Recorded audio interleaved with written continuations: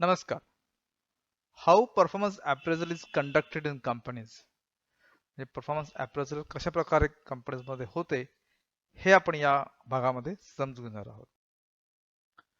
Performance appraisal forms a basis for pay raises, promotions and legal discipline actions if any. Performance appraisal खूप महत्वाचं आहे कारण त्याच्यावरतीच तुमचे पगारवाढ ठरते, प्रमोशन ठरते किंवा एखाद्या वरती जर कायदेशीर शिस्तभंगाची कारवाई करायची असेल तर तेही परफॉर्मन्स अप्रेझल वरतीच ठरते. त्यामुळे ते खूप महत्वाचं आहे. जनरली एकदा किंवा दोनदा वर्षांनी केलं जाते, पण जनरली अॅन्युअल अप्रेझल म्हणजे वार्षिक अप्रेझल हे फार कॉमन आहे. The source of information is typically reporting manager. म्हणजे जो रिपोर्टिंग मॅनेजर ज्याला तुम्ही रिपोर्ट करता त्याच्यालाच विचारलं जाते परफॉर्मन्स अप्रेझलसाठी.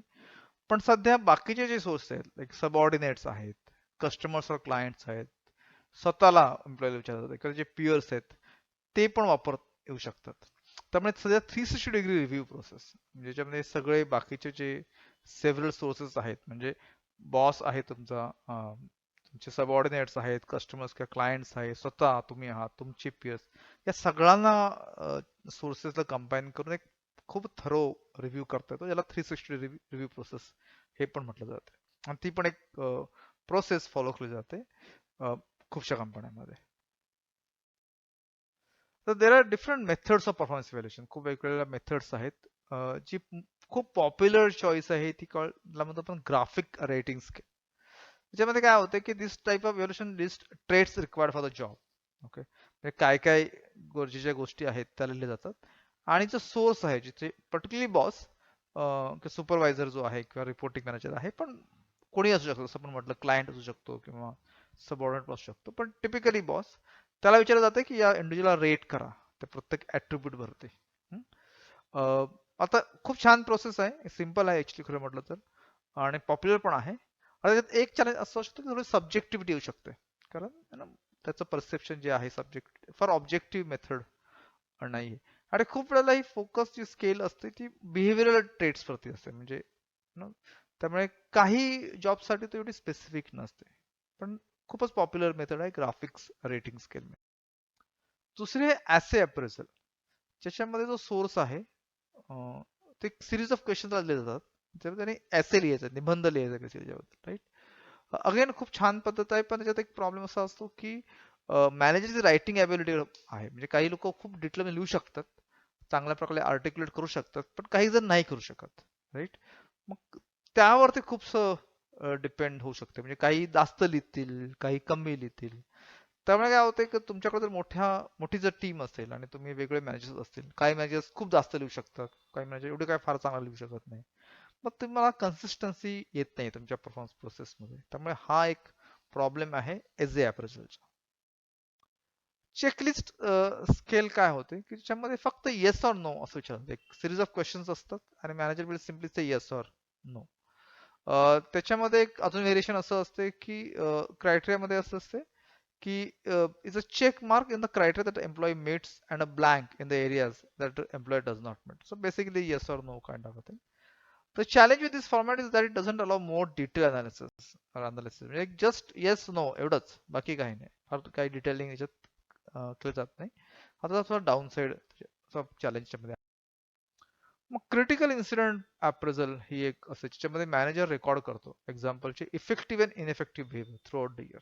ओके, त्याने एक छान काम केलं असेल तर रेकॉर्डिंग केलं जाते, नाही छान केलं असेल ते जे क्रिटिकल इन्सिडेंट एक स्पेसिफिक गोष्टी ज्या झाल्या थ्रू आउट द इयर या इथे केलं जातात. आता याची डाऊन साईड काय आहे, सिम्पल आहे की आता निगेटिव्ह इन्सिडेंट लोक असं ठरवतात, राईट. मग ते त्याचं लिहिलं जाते निगेटिव्ह. आणि दुसरं म्हणजे त्याला वेळ लागतो सगळ्या गोष्टी लिहायला, राईट. तर त्याच्यामुळे काही जण आळस करतात, मग शेवटी जेव्हा अप्रेझल येतं शेवटच्या 2-3 महिन्यामधले जे इन्सिडेंट आहेत तेच लिहिले जातात, राईट. तर त्याच्यामुळे थोडा चॅलेंज होऊ शकतो. पण जर एखादा जॉब जर नॉन रुटीन असेल, म्हणजे बदलत जातो प्रत्येक वीकला, तर मग ते प्रत्येक वीक बाय वीक एक इन्सिडेंट रायटिंग आपण मॅनेजरला सांगू शकतो की हे लिहायला पाहिजे. ते रेग्युलरली लिहिणं हे फार महत्वाचं आहे. नंतर आहे वर्क स्टँडर्ड्स परफॉर्मन्स अप्रेझल. त्याच्यामध्ये काय होतं की मिनिमम स्टँडर्ड्स ऑफ प्रोडक्टिव्हिटी ही बघितली जाते आणि त्याच्यानंतर त्याला रेट केलं जाते की ते परफॉर्मन्स आहे तो मिनिमम एक्सपेक्टेशनला मीट होतो की नाही. आता ह्या गोष्टी ही मेथड जी आहे ना ही फॉर एक्झाम्पल सेल्स फोर्सला खूप उपयुक्त आहे. म्हणजे एक टार्गेट दिलेलं आहे की बाबा एवढे सेल झाला पाहिजे किंवा एवढ्या लोकांना भेटलं पाहिजे तुम्ही एका महिन्यामध्ये किंवा आठवड्यामध्ये. ते मिनिमम रिक्वायरमेंट आहे एक्सपेक्टेशन. त्याच्यावरती गेलात बेस्ट, नाही गेलात तर प्रॉब्लेम आहे. राईट, खूपच रिझल्ट फोकस्ड आहे किंवा प्रोडक्ट मॅन्युफॅक्चरिंग सेटिंगमध्ये की जिथे एवढं प्रोडक्शन झालं पाहिजे दिवसाला एक स्टँडर्ड आपण सेट करू शकतो आणि खूपच रिझल्ट फोकस्ड आहे. फार छान मेथड आहे, खूपच ऑब्जेक्टिव्ह पण आहे तसं म्हटलं तर. पण काय होतं एखाद्या वेळेस जर काही डेव्हिएशन्स असतील, काही कमी जास्त झालं असेल तर त्याला थोडं अकोमोडेट करणं जरा अवघड होते. खूपच स्टँडर्ड, खूपच ऑब्जेक्टिव्ह मेथड असल्यामुळे त्या डेव्हिएशन्स हँडल करणं जरा चॅलेंजिंग होतं. त्याला ते doesn't allow for reasonable deviations. मग येते रँकिंग परफॉर्मन्स इव्हॅल्युएशन सिस्टम. त्याच्यामध्ये काय होतं की मॅनेजर प्रत्येक एम्प्लॉईला रँक करतो. त्याच्याकडे सपोज 10 जणांची टीम आहे तर number 1, number 2 up to number 10 most valuable to lowest list valuable. खूप छान मेथड आहे आणि खूप कंपनीमध्ये ती इन्फोर्स केली जाते. म्हणजे थोडंसं मॉरल इश्यूज येऊ शकतात की ना, किंवा मॅनेजरला पण फार अवघड आहे की तुझं सांगा नंबर 1 सांगा, नंबर 2 सांगा, नंबर 3 सांगा वगैरे वगैरे. आणि त्याच्यामध्ये काय होतं की खूप वेळा ना तो खूप बायस पण असू शकतो की कोणाला काही आवडते एम्प्लॉईज असतात किंवा त्यांचे नात्यातले असतात, ओळखीचे असतात, मित्र असतात, अ, चांगले रिलेशन्स असतात, ओळख खूप वर्षाची महिन्याची असते किंवा काही जणांचे नावडते एम्प्लॉईज असतात किंवा काही बायस असू शकतो. तर हे सगळ्या गोष्टीमुळे ना हे थोडं मोठ्या कंपनीमध्ये ना ही रँकिंग परफॉर्मन्स तेवढी चालत नाही, बरोबर व्यवस्थित करत नाही.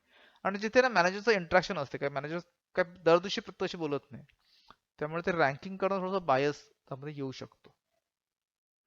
मेथड आहे.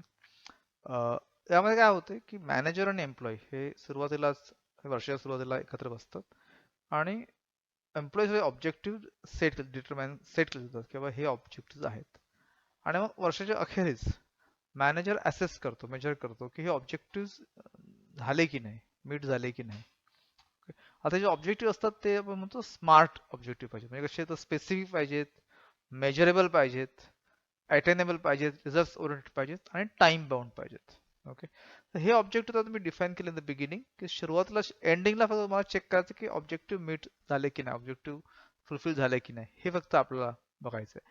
त्यामुळे काय होते खूप एक चांगले अपॉर्च्युनिटीज डेव्हलपमेंटसाठी एम्प्लॉयला होतं. त्याला माहिती असते की एक्सपेक्टेशन्स काय आहेत मॅनेजर पासून आणि एक खूप चांगली वर्किंग रिलेशनशिप पण बिल्ड होऊ शकते. अर्थात यासाठी कसं आहे की थोडं शिस्तीचं आहे म्हणजे काम आहे की हे जे मीटिंग आहे ही सुरुवातीलाच होणं गरजेचं आहे. जे अप्रेझल असते त्याच्या 8 दिवस आधी अशी मीटिंग करता येणार नाही. तर वर्षाच्या सुरुवातीलाच एक मॅनेजमेंट ऑब्जेक्टिव्ह डिफाईन केले तर मग वर्षाच्या अखेरीस त्याचं असेसमेंट करता येईल. तर हे जर सिस्टीम वापरली तर ती फारच छान पद्धतीने काम करते.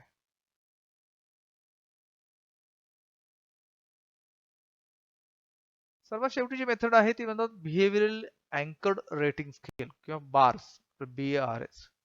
या मेथडमध्ये काय होते की पहिल्यांदा परफॉर्मन्स डायमेन्शन ठरवले जातात एखाद्या जॉबचे.